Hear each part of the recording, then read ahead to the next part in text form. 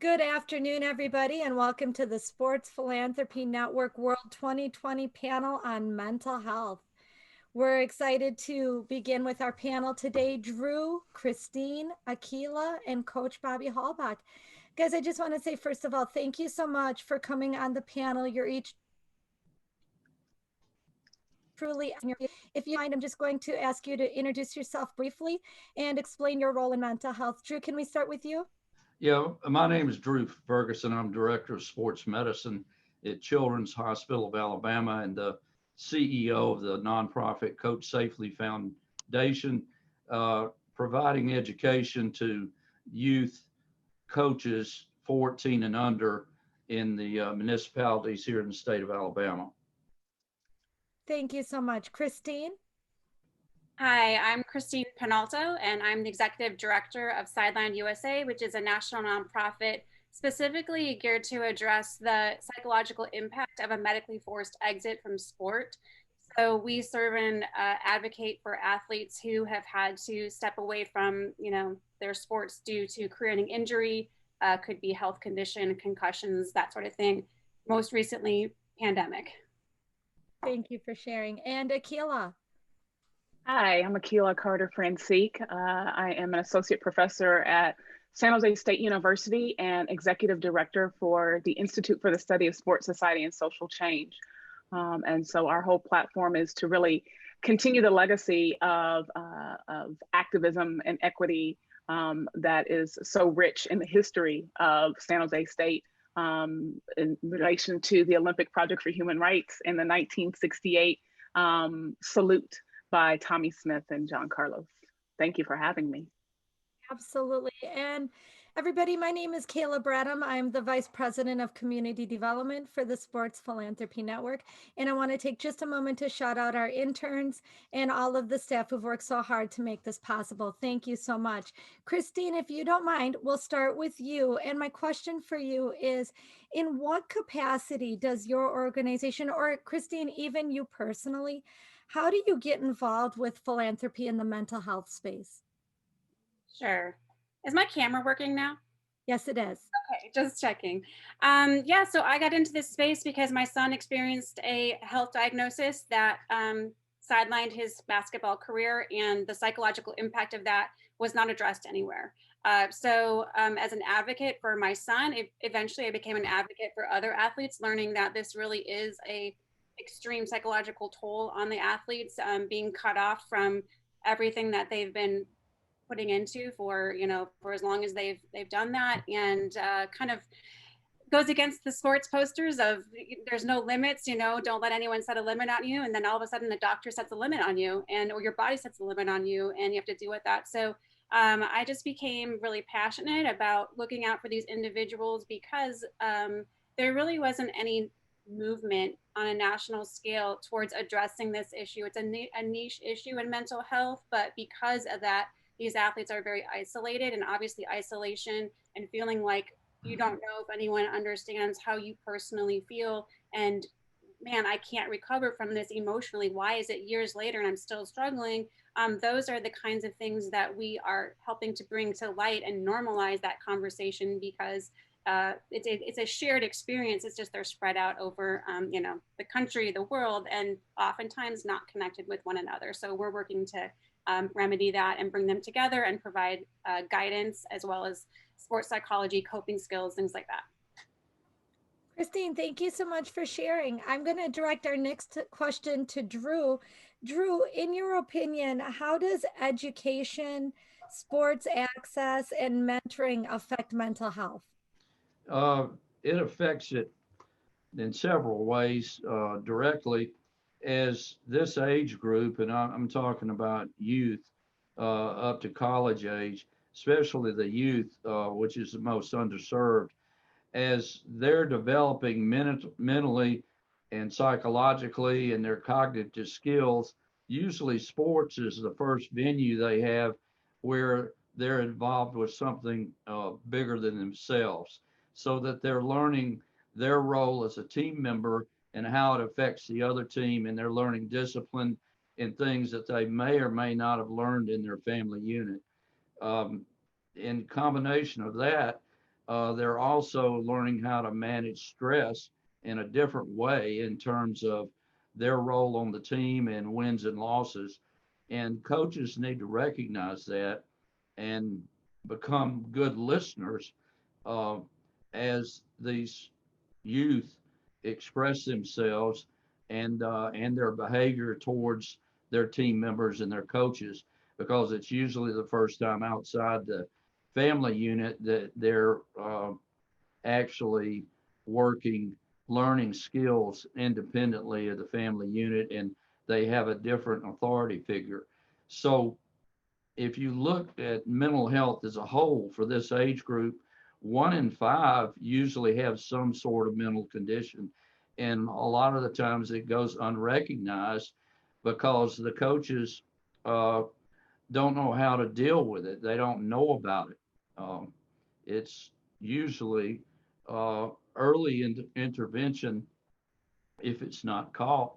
These things like depression, uh, mood swings, become worse over time, and then they get to the point where they have to be taken to the emergency room or the pediatrician's office to be dealt with. So coaches at an early age need to learn how to be good listeners, how to uh, deal with the athletes when they act out, for a better term, and know how to talk to them on their level, to be positive, to talk about what they're doing good instead of all the time talking about the negative things of what they're not doing well, in order to determine if they are having an issue that needs to be addressed by a professional. I know that we work very closely with behavioral health here at Children's in our resources to give these youth coaches the tools they need. There's a course that we all take called mental health first aid, which gives us the basics to teach coaches how to recognize bullying. Now that we've got social media and the kids can say things that are mean to hurt uh, someone else that's in their social group without ever being able to face them. Back in my day, it was sending a note to another student, and now it's on the internet. And that's opened up a whole different problem in terms of mental health for these kids. So looking at that as a whole, and then you add youth sports to that and the issues as they're learning and developing their personalities uh, and how their behavior adjusts. It's important to recognize that, to recognize things like uh, narcotic addiction if they're injured and have been given drugs to get them through the pain cycle. Uh, Looking at other issues that they have in terms of their abilities and other problems that they have that might go unrecognized, like attention deficit disorder. So we've come up with a list of things in our course and a module we have in our Coach Safely Foundation education. We have 10 modules, and mental health is two of the 10. And so I think it's very important for youth coaches to have this skill set to know how to recognize these, talk to the parents, uh, and have a list of helpers, whether it's the pediatrician or someone else in the community that they can go to get help. Uh, Early intervention, I can't stress enough how important that is to recognize these issues. Drew, thank you so much. For everybody listening in on this panel, we do have the chat open. We're very interested in taking your questions. We know that you're here to learn and grow. And I know that Christine and Dr. Carter Francique and Drew are all here to really make this a welcoming experience, even though we're virtual. Akilah, if you don't mind, I'd like to direct the next question to you. And I'm curious, what accomplishment in your organization, Akilah, are you most proud of? Man, it's been a whirlwind. So the Institute started in 2017 again, the brainchild of, architect Dr. Harry Edwards, who was the one behind the Olympic Project for Human Rights. So he started the Institute at that point. I came on board just last year. So it has been a whirlwind, to say the least, of my first academic year, because half of it was kind of learning the ins and outs, and the other half was COVID. But I think what I'm most proud of is my team and our ability to really transition from a face-to-face interaction into a virtual space. So we launched in April of 2020, Sport Conversations for Change. And what that did was really bring a lot of the discussions that we were having together as academics, as practitioners, in sort of small circles, if you will, bring it to the quote unquote masses or the virtual space. So in this time, we've been able to have, I guess, even as recent as October, about 7 or 8 webinars that really highlight issues at the intersection of sport and issues of challenge, whether it be women in sport, whether it be the challenges the Olympians were going through and sort of navigating the postponement of the games, to HBCUs and them in many ways being left out of the conversation as it pertains to issues of COVID-19 and the racial injustice that's been taking place, to our high school student athletes. And then most recently with communications and dialogue on representation matters, understanding the importance of race, equity, and inclusion, and the American with Disabilities Act. But in all of this, what we've really done is underscore the importance and the significance of mental health and wellness for each of these groups. So with each of these panels, we've had an opportunity to really kind of come together, talk about the issues, but also how does it speak to these various populations' ability to navigate sport and their mental, and also maintain or establish a mental health and wellness routine. Because again, at each level, as Dr. Ferg talked about, I mean, he hit everything on the head with mental health first aid and being able to look at the whole person, because it's one thing to sort of navigate things in the sporting space, but what does it mean when now you're having to interact with the world in many of these spaces? And what we've seen transition thus far is not only navigating or trying to balance life as a student and an athlete, but also what it means to do this in a virtual space. We're in isolation. And so there's a lot of push and challenges from figuring out what it's like to be by yourself, to have communications with yourself, how to navigate these things without the social interaction that we're so used to. So, I'm most happy about, again, launching into this virtual space, bringing mental health to the fore in each of these discussions that we've had, and providing some best practices through our platform that we can share with others on how to navigate, how to manage, and how to continue day to day. Thank you so much, Akilah. I am going to put a question in the chat, and I would love for our audience members to chime in, and then I'll ask you guys to respond. The question in the chat is, what do you feel is the most effective way to foster mental health? Is it education, training, advocacy, or outreach? Akilah, I thought you brought up some great comments about being in that virtual space and the whole point on inclusion. So let's include our guests virtually and get them to chime in. What do you guys think? Is it education, training, advocacy, or outreach? I'd love to see your responses in the chat. While we're waiting for those responses to pop up, why don't we start with Christine, get your feedback, then we'll go to Drew and Akilah. All right, great. So this is a great question. Obviously, all of these are part of the picture, and without any of these, we don't have the full reach. I really think when we're talking about athletes, I really think it's a specific niche. We're talking about mental health. We're talking about really getting into deep places that athletes may not be used to articulating. They're often internal processors who are not used to showing weakness, and there's not necessarily always a space to do so. Obviously, even when you come out and share your issues and struggles with mental health, as the case with Dak Prescott recently, you can be attacked and said, hey, you should keep that in the privacy area and not, if you're a leader, you can't show weakness. So I think the training is significant, but I think with that comes the modeling. I would actually add a fifth one here, which is modeling. We need professional athletes to lead the way in this case, and we need to give them spaces and platforms in which to showcase that courage is vulnerability. Courage is saying, hey, I needed some help here, or I do need some help here currently.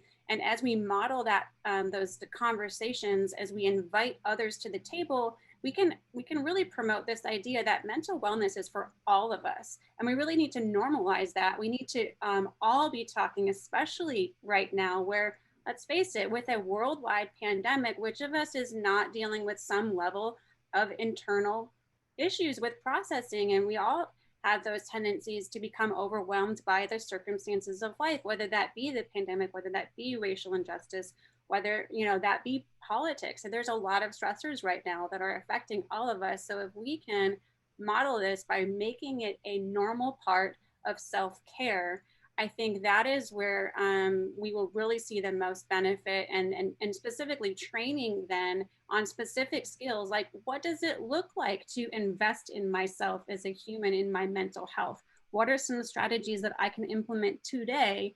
I can put a Post-it on my mirror and I can learn how to invest in myself so that I am making progress in my own mental wellness, as well as learning self-awareness, because that's part of the key, is understanding what's inside my head. What am I feeling? Why am I feeling this way? What do I do about it? Where do I go for help? Thank you, Christine. And before we move on to one of our attendees does have their hand raised. So if you guys don't mind, I'm going to take just a moment and interrupt. Jessica did you have a question for the panelists? Um, no, thank you for saying that. I wanted to answer your question.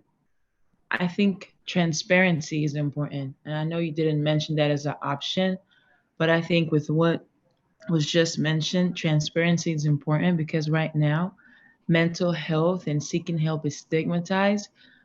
So having more people come out and share their story, and preferably athletes, because that is a special niche, that will encourage more people to talk about mental health. And actually the people experiencing mental health issues, they'll feel more comfortable sharing their story and seeking help.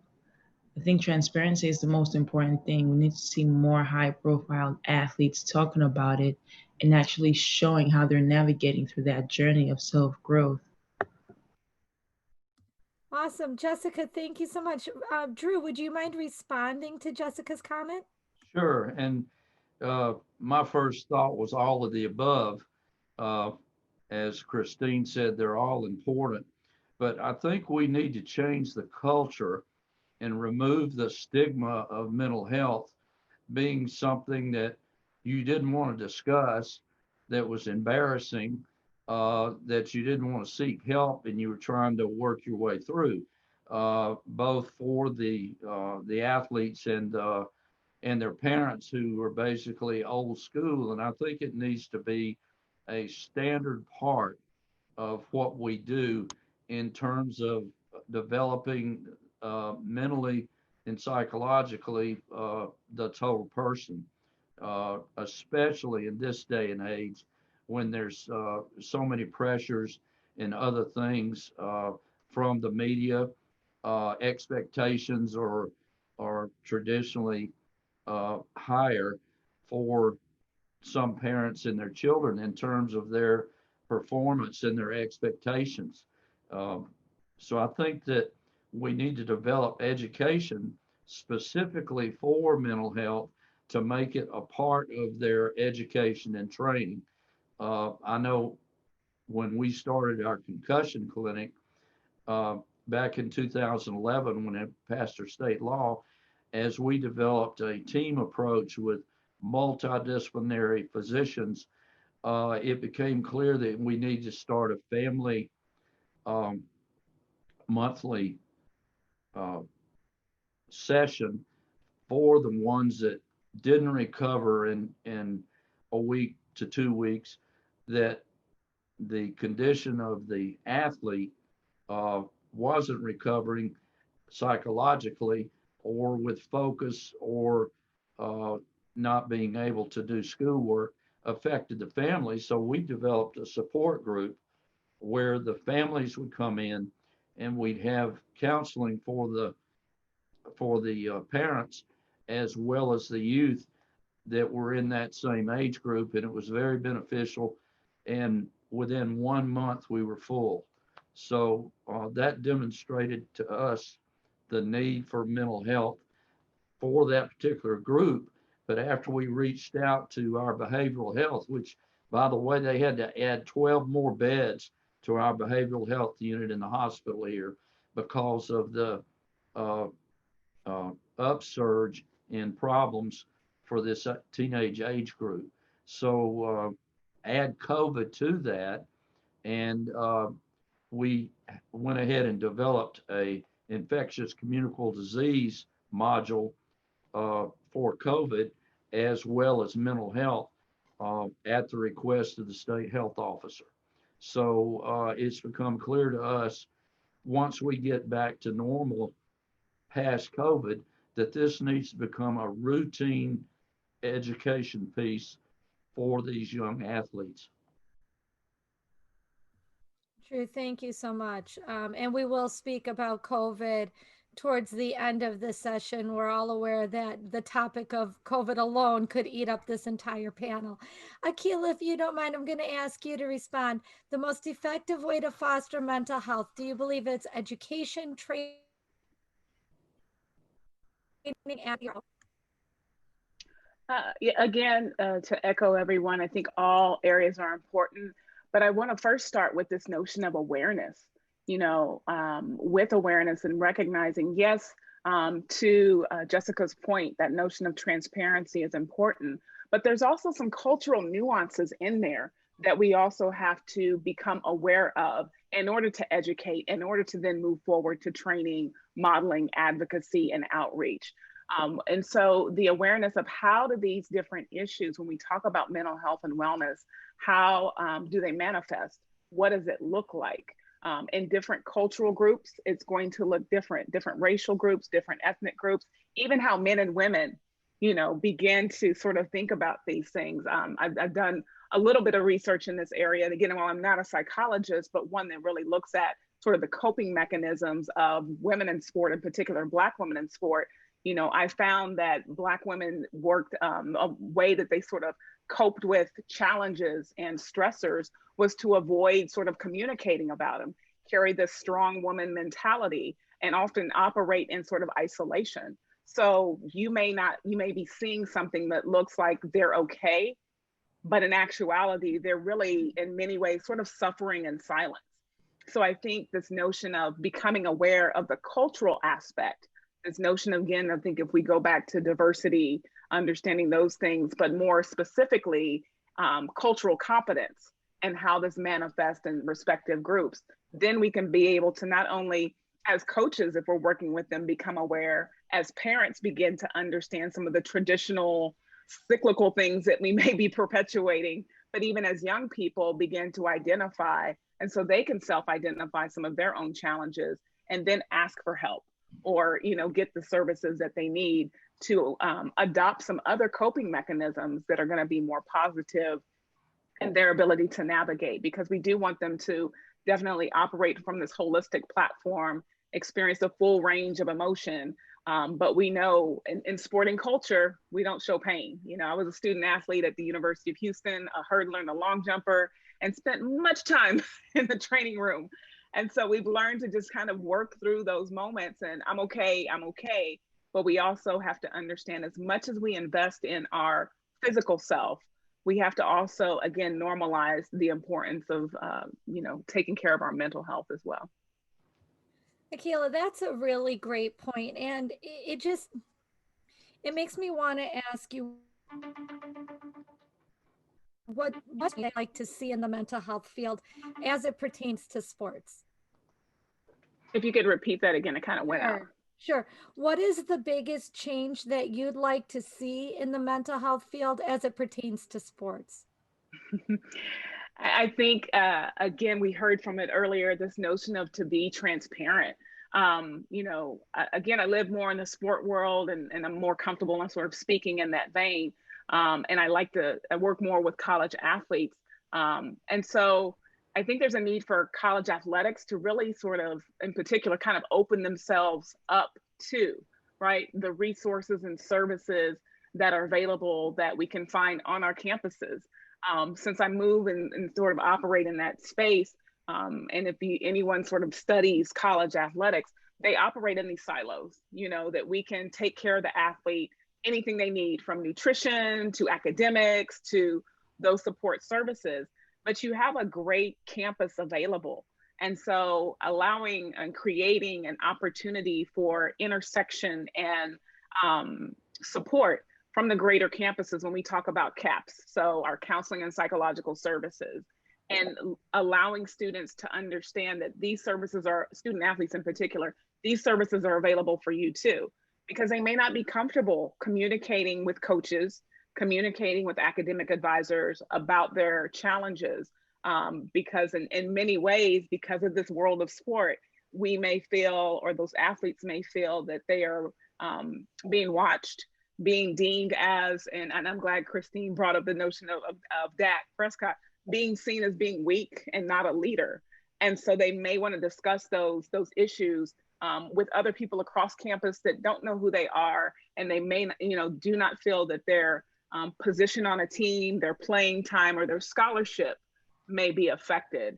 And so, at least in the space of college athletics, to really capitalize on those resources. But then when we look K-12, when we look professional sports, again, as we talked about, NAMI is a great organization that focuses on mental health and has those mental health and wellness trainings, the mental health first aid, but utilizing those resources. And even a group that I've been working with lately, the Alliance for Social Workers in Sport, to look at it not only as sports psychologists or sports psychiatrists, but also to think of the world of social work and social workers helping at the K-12 level to support the holistic development and the psychological well-being of student athletes.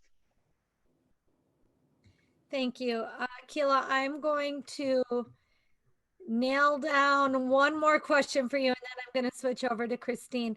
But I'm curious, you're hitting so many important topics hard right now, Akilah. If you could make one change, I'm curious, what one change would have the biggest impact on mental health?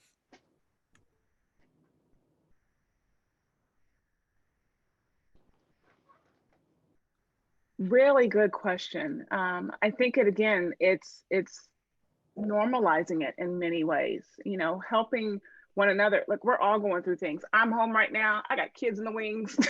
I'm trying to balance. I'm cooking lunches. But for each and every one of us to understand, we have many sides of who we are.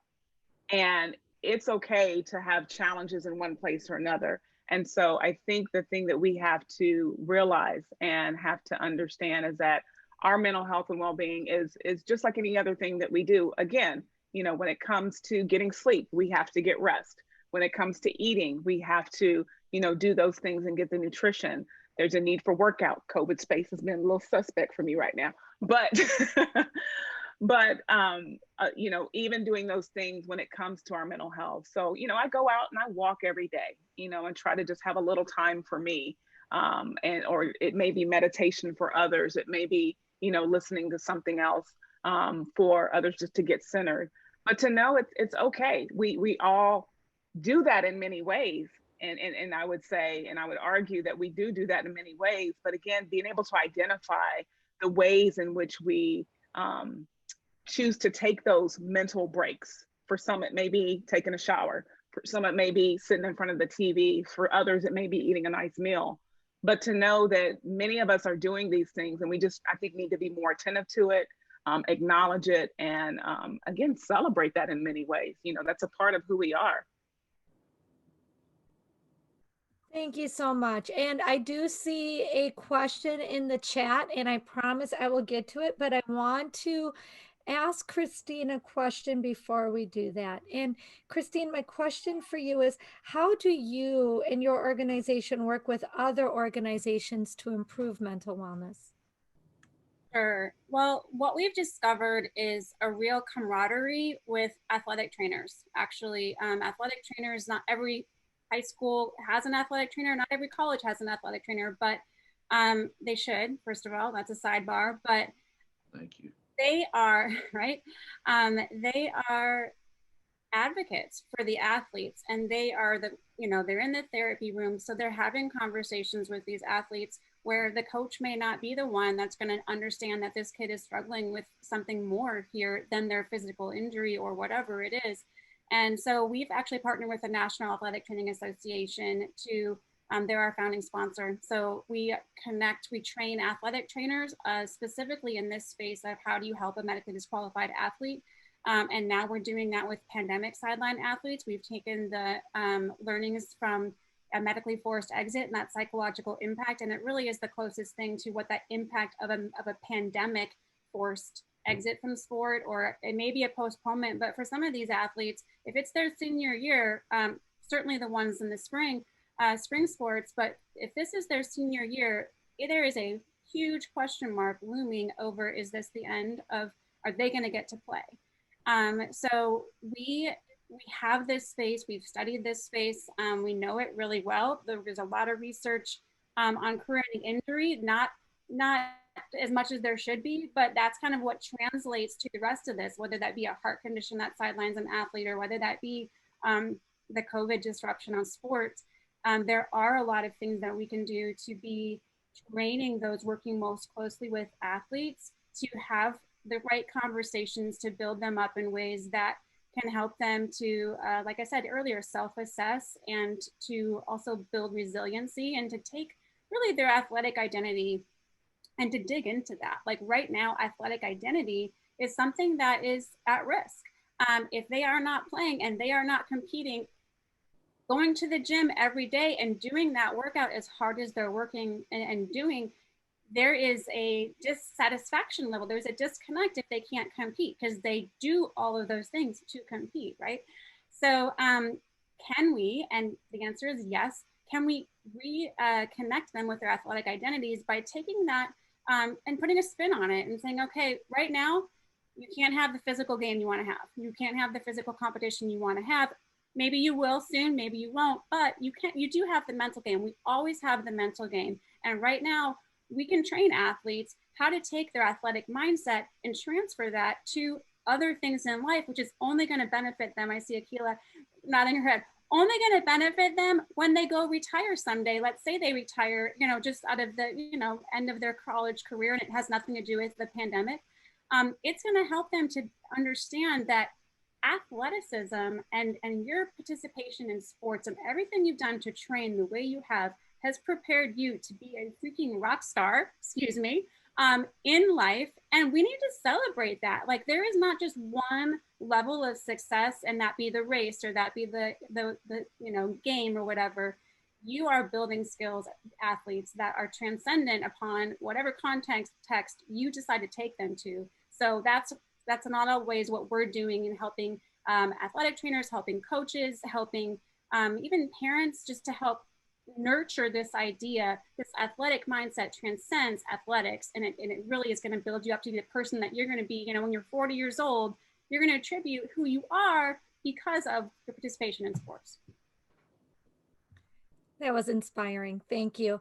Our next question is going to go to Drew, but before that, Jessica Aganarin has a question for Dr. Akilah. She says, you talked about the importance of understanding how mental health is managed. What is a way that a coach or a coaching staff can communicate the importance of seeking help as a form of self-care to a diverse group? I think the first thing is one part of that list that we talked about, that notion of awareness, education, and training. And with the SAMHSA, which is Substance Abuse and Mental Health Services Administration, they actually offer resources on cultural competence and getting training in cultural competence, such that coaches or anyone interested, right, can have an opportunity to learn about some of those nuances that they may not be aware of, and then infuse that into their day-to-day practice as a coach. So those services are out there. Again, the mental health first aid is out there, which sometimes, depending on your group, that you can tap into a little bit of the cultural nuances as well. So I would highly, suggest looking into those types of trainings that will speak to that, and that you're also seeing some of the compounded issues. Again, not only for mental health, but as Dr. Drew spoke about, the oftentimes intersection of ways that one would cope is through substance use.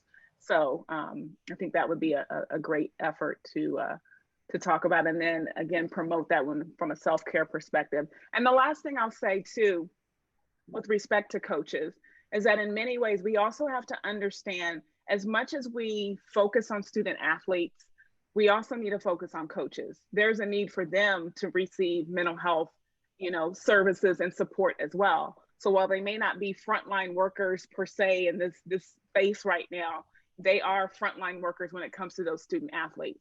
And so they themselves as coaches are having to navigate some of the nuances and challenges that their athletes are experiencing. And so they too need support in these times currently, and even, beyond this time and space. Thank you, Dr. Akilah.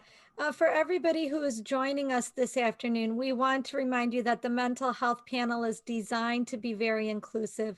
We genuinely appreciate and value your comments and questions for the panelists. Jessica says, thank you so much, Dr. Akilah. If anybody questions, we invite you to put them in the chat so we can answer those for you. Our next question goes to Dr. Drew. What can be done to influence a greater number of players and philanthropists to take a more active role? Well, I think it comes down to dealing with the people that make those decisions. We passed a state law here in Alabama mandating education for coaches 14 and under, because that's the biggest underserved group. And if you look at that on a national level, you have your pyramid, and at the top you have professional sports with 10,000 athletes in all sports. After that, you have college, NAIA, and NCAA student athletes. You're looking at 500,000. Under that are high school athletes. You've got 6.7 to 6.8 million. But under that, the 14 and under, you've got 67 or 68 million children. And it's like the Wild Wild West. There's no national organization other than U.S. Olympic Committee setting standards. Now, we have great advocacy groups like the Aspen Institute, Play Safe, like Wayne Moss's National Council of Youth Sports that we're working with. So it has to be a mandate, just like it is in the high schools. If you look at the National Federation of High School Association, and they have 50 members. Here in Alabama, it's the Alabama High School Athletic Association. They mandate education, everything from having an emergency action plan to CPR to concussion, overuse injuries, acute injuries, heat and hydration, all of these type things that coaches, if they don't have athletic trainers, need to know in order to recognize and respond to. And so mental health ought to be a part of that. And if you go to your national governing bodies, where it's USA Soccer, USA Baseball, Pop Warner Football, whatever the organization, to include that in their mandatory education. Now, we saw that with the concussion laws that were passed in 2009 in Washington with the Lifestead Act. We passed our state, added our high school rule and passed our state law in 2010. And so all of the high schools have that mandatory education. And after the national governing bodies, you have the youth athletic associations in your states and in your communities. We partnered with the Alabama Park and Recreation Association, who's in 96 of the largest cities. There are 426 cities and towns, municipalities within the 67 counties in the state of Alabama. So we have a mandate that they have to have that education. And so in your individual states and in your communities, you have to go to the leadership and get them to buy in to the importance of mental health, to add that to the education and looking at the resources in their communities. And again, you have early intervention to recognize these problems before they come worse as they get older. Thank you so much, Drew. Akilah, I want to say thank you for putting that SAMHSA resource in the chat. Great resource. And I know, Jessica, I'm sure that you'll appreciate that. We do have a question in the chat from Brandon Frayne, and he'd like to know how technology like video games are affecting mental health at this time while also doing e-learning. Would you like to respond to that? Well, I think a lot of these young people are missing out on learning how to communicate with each other instead of texting.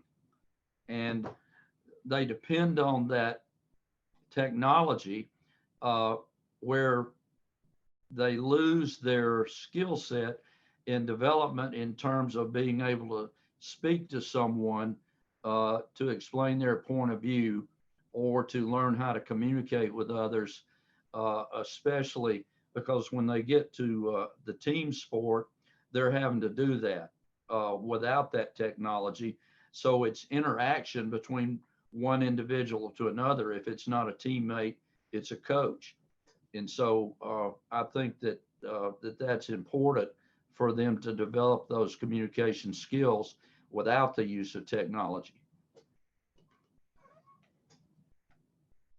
Thank you, Drew. And I guess I do have a question for each of our panelists, Drew, Christine, Akilah. What can our sports philanthropy world participants do to support your efforts? Well, we depend on donations and sponsorships so we can deliver our courses free of charge to the coaches. And we want to make it total access where it should not depend on their zip code or their socioeconomic status to get this education. And so that was one of the things we stressed to the people that sign on as supporters to financially support the development of what we're doing and the delivery of that.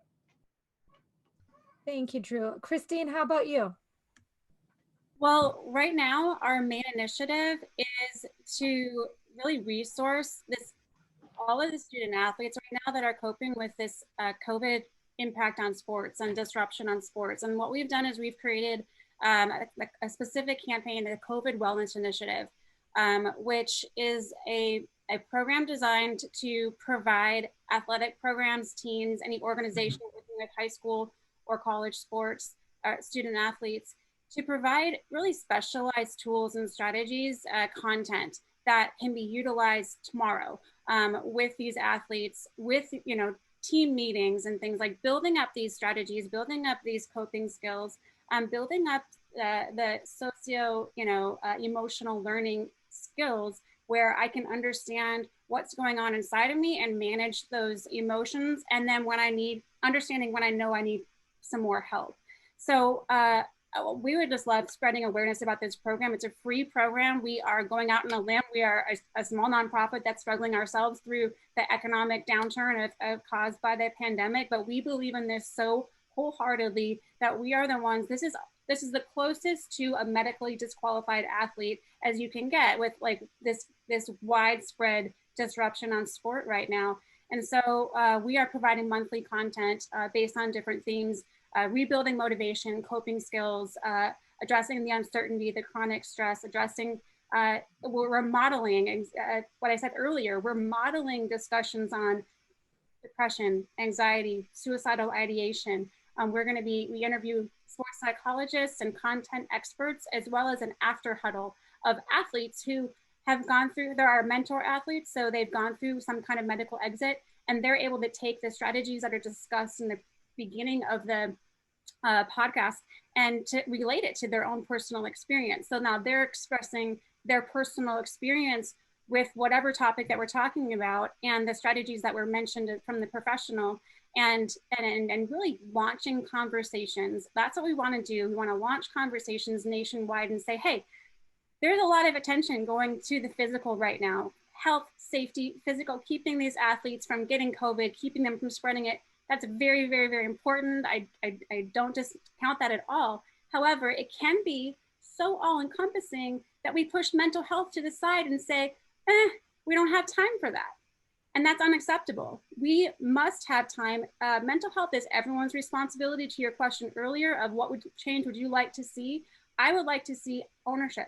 I would like to see all of us say, you know, this matters. The mental health matters to me, and it is my business, and it is going to be something that I'm going to be, you know, helping others to promote and to learn from.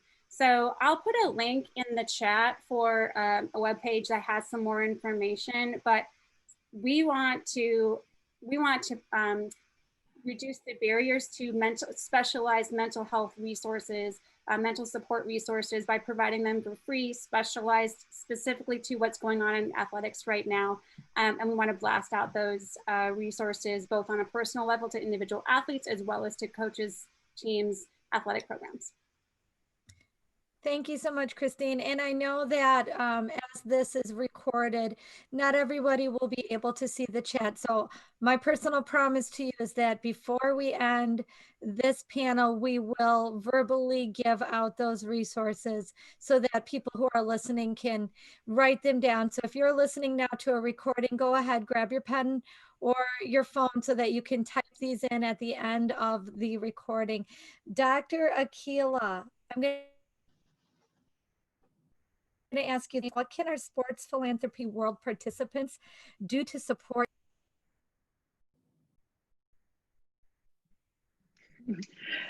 Well, much to the same, you know, as an institute in a university of higher education, we too are self-supported.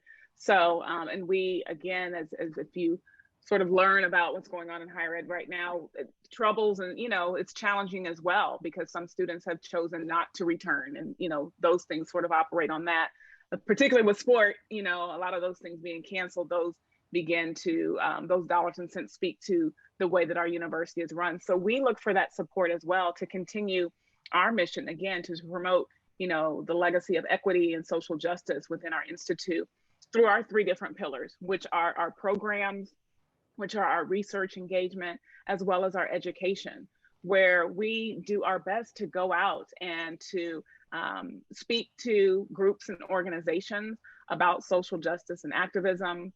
We do workshops to promote empowerment, as well as like education and inclusion. And even with our programs, we have our sport conversations for change. And so we're bringing in experts. We're bringing in those that study this work, that live this work on a regular basis. And we want to be able to continue this effort through what we do. We even decided to, hey, let's launch a conference in the middle of a pandemic. So in about 3 weeks, we're going to have our Sports Society and Social Change Conference, where we are operating under this theme of reimagining sport in the age of COVID-19 and Black Lives Matter, with this goal of utilizing the words of Dr. Edwards of dream with your eyes open, not to go back to this normal. Everybody's talking about a new normal, but how can we reimagine sport to be more inclusive, to be more diverse, to operate in this space of equity, and to embrace and start to have an opportunity to push administrators, coaches, as well as athletes to sort of think about sport in a nuanced way and what may we need to go back sort of to the table and be more inclusive in. And part of that is bringing mental health into the fore, you know, bringing that information into a part of our day-to-day organization. So we have a mental health person that's sitting, you know, at the table with those trainers, with those coaches, with those administrators, those senior women's administrators, such that, you know, students have an opportunity to really move forward. We're going to discuss things not only to the point of mental health, but also talk about what does race and gender look like in these spaces. Again, K-20 organizations, and bring to how do we support them in their development. We talked about athletic identity, but we also got to think about athletic, identity negotiation, identity foreclosure, and how we can help those students in a more holistic way. So all those things will be discussed at our conference in a couple of weeks. We've got about 50 people on hand that are going to be speaking and adding to us, organizations and groups with boots on the ground, experts and leaders in a number of sports fields, not only in the US, but also abroad, to help everybody understand that it may seem like a local issue when we're talking about things of sport going on, but to know that it's a global issue and that we can share and learn and network with one another as we do this work. Akilah, thank you so much. There is a request in the chat for you to enter in the link to your website. Drew and Christine, I'm going to ask you to also please do the same thing so we can prove that we are just about out of time. I'm going to go into the 1-minute question speed round with a 1-minute response from each of you. Drew, what do you wish coaches knew in a minute or less? What do you wish coaches knew? I wish they all had the ability to recognize mental health issues in that 14 and under age group, to take the course to understand and recognize that they do have resources to use to help these kids through their issues. Thank you. Akilah, what do you wish parents knew? I think, again, similar to Dr. Drew, I want them to not only know, but understand that mental health is important to athletic performance, but it's important to their overall life, not only for their young people, but for them, for they themselves. So in many ways, it's a life skill. So to understand that it's important, we need to support our young people in this. And, it's not about just getting training for their young person, but getting training for themselves so they can work with, understand perhaps what behaviors they may have and they've passed on, but also some of the good things that they're doing. And that's what we want to look for, are those positive behaviors that can help us with healthy coping skills. And again, work towards the space of wellness. Great point. Christine, what do you wish athletes knew? Great question. I wish athletes would give themselves permission to be vulnerable. Courage is advocating for yourself. There's no strength in silence. And if you're sitting on, and you're struggling with your personal mental health and you feel the pressure to stay silent, not to expose weakness, I would just really encourage you to dig in deep and to realize that it's actually your vulnerability that gives you strength, and that people want to follow leaders who are authentic.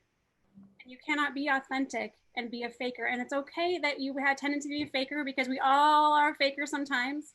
But there comes a time when we need to say, I think I need some help with this, and I don't know what that looks like. And it's okay to be scared that you don't know what that looks like.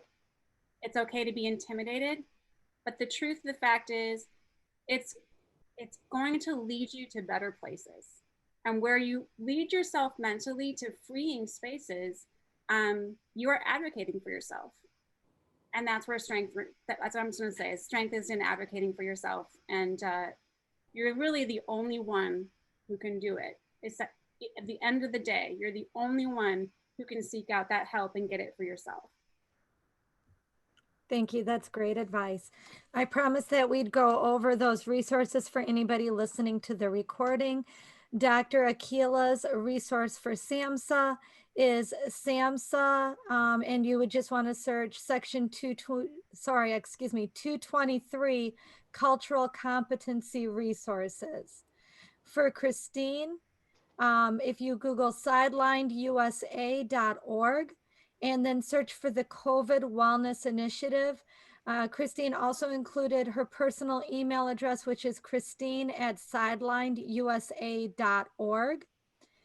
Dr. Akilah is with the Institute for the Study of Sport, Society, and Social Change. The website is wordstoaction.com, SJSU, wordstoaction.com. I hope that answered everybody's questions. Again, my name is Kayla Bradford, the VP of Community Development for the Sports Philanthropy Network, taking just a moment to thank our founder, Roy Kessel, the executive team, Brian Zuzka for working so hard on the sponsorships, Jack Wasserman for the wonderful job he's doing with all of our technology, and a huge shout out to tirelessly to bring this event to you. Special shout out for being on this panel handling our technology as intern Tony P. Thank you so much, everybody, and we look forward to seeing you in the next session. Thank you. Thank you. Thank you.